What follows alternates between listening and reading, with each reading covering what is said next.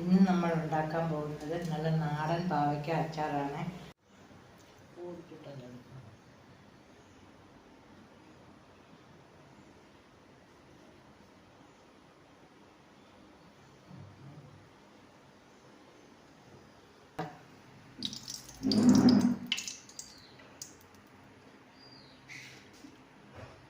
എണ്ണയിലോട്ട് ഇനി പാവയ്ക്ക ഇട്ടൊന്ന് വഴറ്റി വയ്ക്കാം.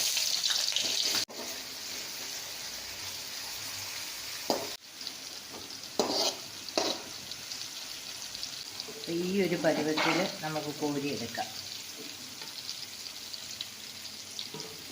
പാവയ്ക്ക വറുത്ത എണ്ണയിലോട്ട് തന്നെ നമ്മൾ കടുക് പൊട്ടിക്കുവാണേ.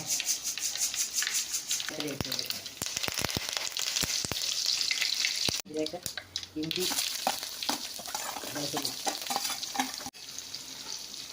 കാന്താരി മുളക്,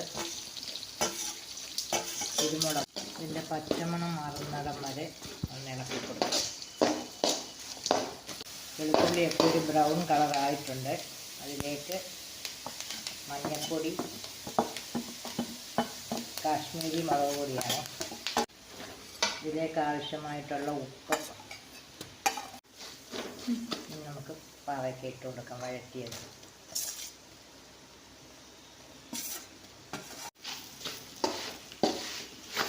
കയ്പ്പൊക്കെ ഒന്ന് ബാലൻസ് ചെയ്യാൻ വേണ്ടി ഒരല്പം പഞ്ചസാര. ഏറ്റവും അവസാനം കായം.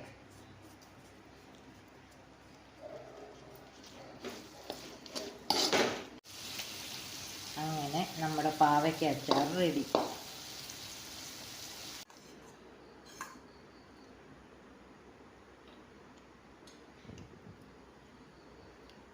രണ്ട് ദിവസം കൂടി ഇരിക്കുവാണെങ്കിൽ നല്ല അടിപൊളി പാവയ്ക്ക അച്ചാറാണ്. നിങ്ങളൊന്ന് ട്രൈ ചെയ്ത് നോക്കണേ.